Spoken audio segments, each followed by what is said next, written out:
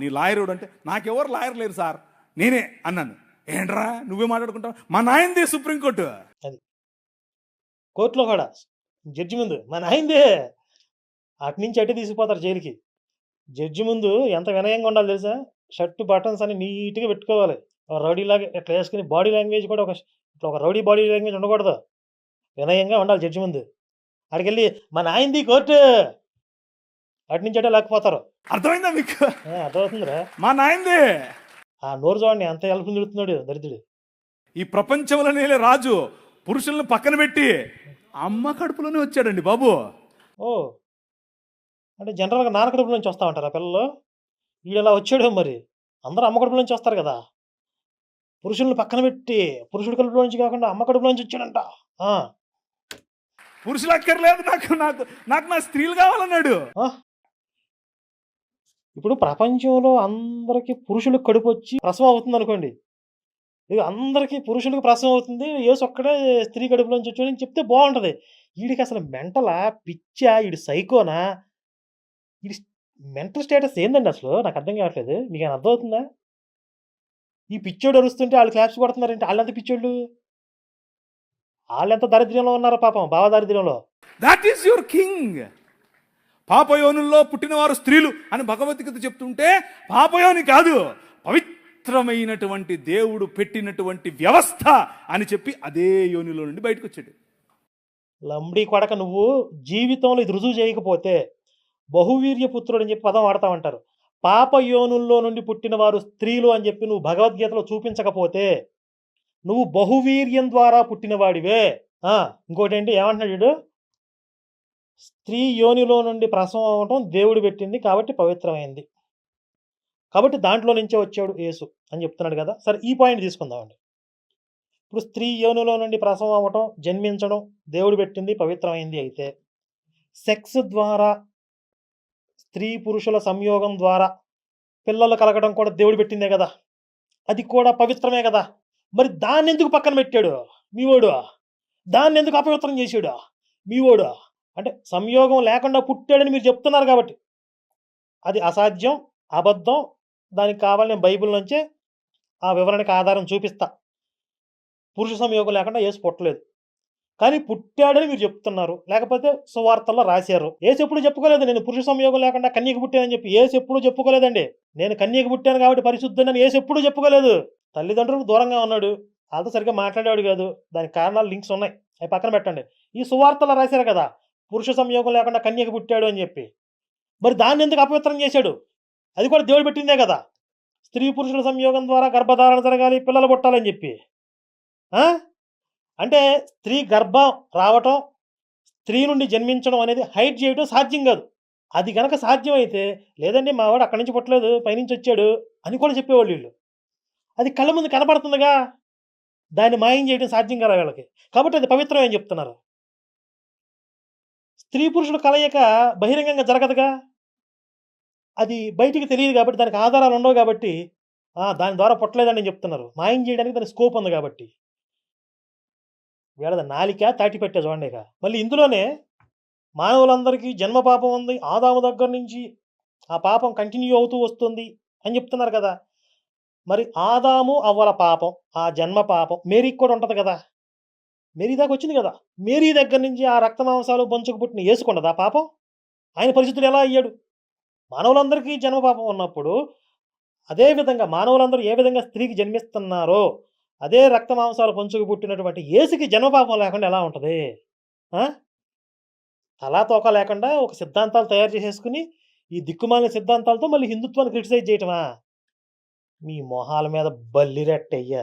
అర్థమవుతుందా మీకు? How blissful you are, how blessed you are. చూసి వాళ్ళని ఎట్లా రెచ్చగొడుతున్నాడు స్త్రీలని. అసలు నిజానికి స్త్రీల గురించి ఏం చెప్పిందంటే బైబిల్, నేను చెప్తా చూడండి. ప్రకటన గ్రంథం, ప్రియమైన దేవుని బిడ్డలారా, మీరు ఎలాగ చదివేసేవారు బైబిల్ మీ దగ్గర ఉన్నప్పుడు?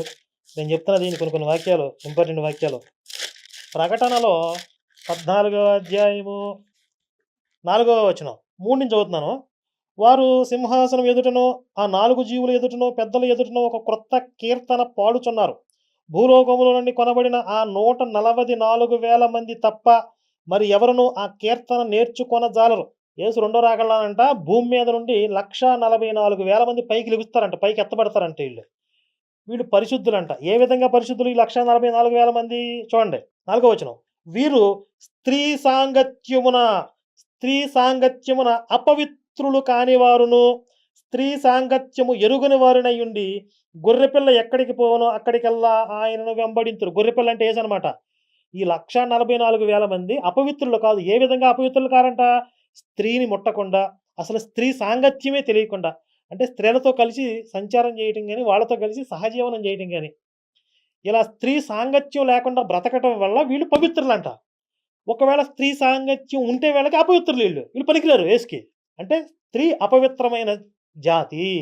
వాళ్ళతో కలిసి ఉన్నవాళ్ళు కూడా అపవిత్రులైపోతారు. ఇది బైబిల్ చెప్తుంది. అలాగే లేవీకాండం చూడండి, 12వ అధ్యాయం చూడండి. స్త్రీలను ఎంత నీచంగా అవమానించారు. 2వ వచనం చూడండి. నీవు ఇశ్రాయేలులో ఇట్లనము, ఒక స్త్రీ గర్భవతి మగపిల్లను కన్ని ఎడ్ల 7 దినములు పురిటాలై ఉండెను. ఆమె తాను ముట్టుటకై కడగా నుండి దినములు లెక్కబట్టి పురిటాలై ఉండవలెను.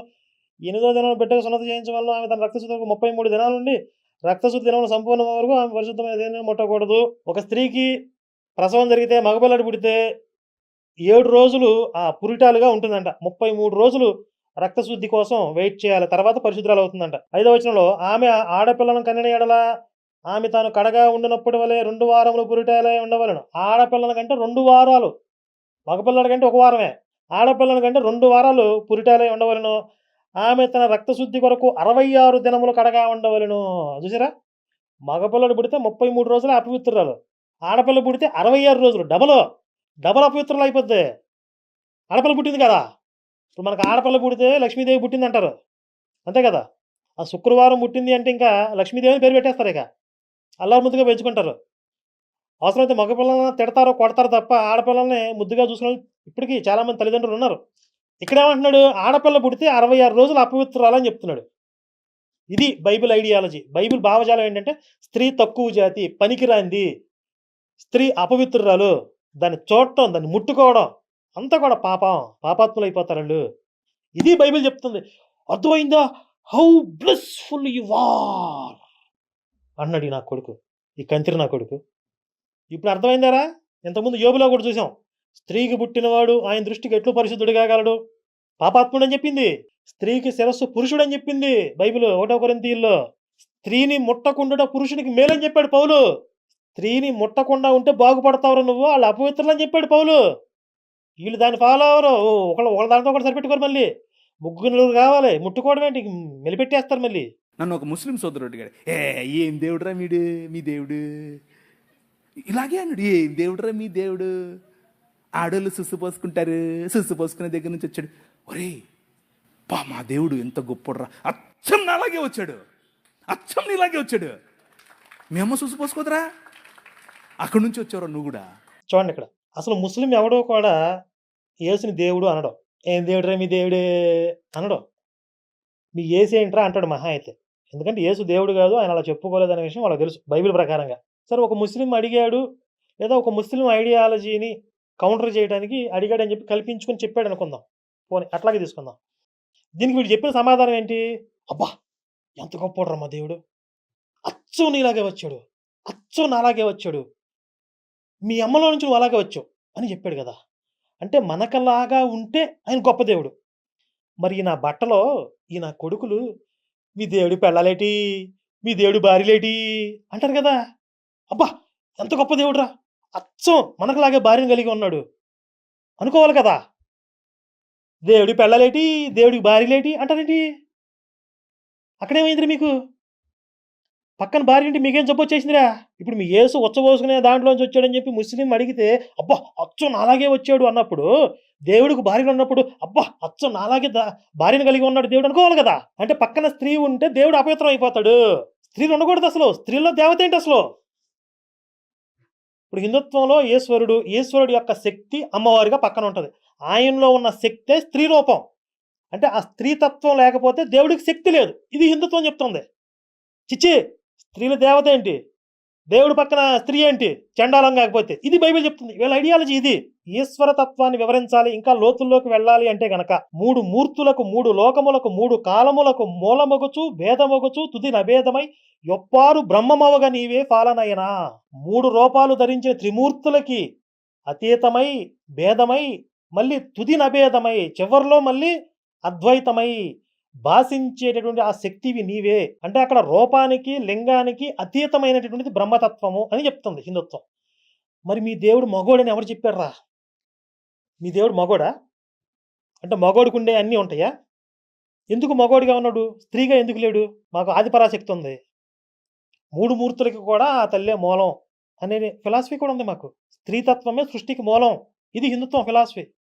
మీ దేవుడు మగోడిగా ఎందుకున్నాడు? అసలు ఆ మగోడికుండే అవయవాలు ఎందుకు పెట్టుకున్నాడు ఆయన? వాటితో ఏం చేస్తాడు? యెహోవా వచ్చాడు, పోయాడు. యెహోవా వచ్చింది, యెహోవా పోయింది. పుష్ప 2లో వాడు అంటాడు కదా, పుష్ప చెప్పింది అని. యెహోవా వచ్చింది, యెహోవా పోయింది ఎందుకు రాయలేదు? యెహోవా వచ్చాడు, యెహోవా పోయాడు అంటే మగోడు. మగోడిగానే ఎందుకు? అందుకు పురుషాధిక్యం. పురుషాధిక్య భావజాలంతో రాసినోళ్ళు బైబిల్ ప్రవక్తలో. చిచి దేవుడు స్త్రీ రూపంలో ఏంటి? అసలు దేవుడు స్త్రీ రూపంలో, దేవుడు పక్కనే స్త్రీ ఉండడానికి పనికి రాదు. ఇది వాళ్ళ భావజాలం. అర్థమవుతుందా? How best for you are. నోరెంత కప్పలాగా తెలుసుకుని చెబుతున్నా మళ్ళీ. అంటే ఇప్పుడు వీళ్ళు మగవాళ్ళు, అబ్బా ఎంత గొప్పడు మావాడు, నా రూపంలో పురుష రూపంలో వచ్చాడని చెప్పి వీళ్ళు ఫీల్ అవుతున్నారు. మరి స్త్రీలందరూ కూడా ఫీల్ అవ్వాలిగా, అబ్బా దేవుడు మా రూపంలో వచ్చాడని చెప్పి వాళ్ళు కూడా ఫీల్ అవ్వాలి కదా. దేవుడు ఎందుకు? దేవత, శక్తి, స్త్రీలింగంతో పిలవండి మీ వాడిని, ఒప్పుకుంటాడా? అప్పుడు అనుకుంటారు కదా వాళ్ళు, అబ్బా స్త్రీ రూపంలో వచ్చాడు మా దేవుడు, దేవుడు కాదు మా దేవత, ఆ దైవం ఏదైతే ఉందో స్త్రీ రూపంలో ఆవిర్భవించింది, అవతరించింది అని చెప్పి గొప్పగా ఫీల్ అయ్యేవాళ్ళు కదా. ఎందుకు రాలేదు స్త్రీ రూపంలో? పైన కూడా మగోడు రూపంలో కూర్చుంటాడు, మగోడు రూపంలో లంగోటా వేసుకుంటాడు, మగోడు రూపంలో అవయవాలన్నీ పెట్టుకుంటాడు. ఏం చేస్తాడు మగోడిగా ఉండి? మళ్ళీ పక్కన స్త్రీ ఉండడానికి పనికిరాదు. ఏందిరా మీ కాన్సెప్ట్ ఏంటి అసలు? ఏం చేద్దాం అనుకుంటున్నారు అసలు?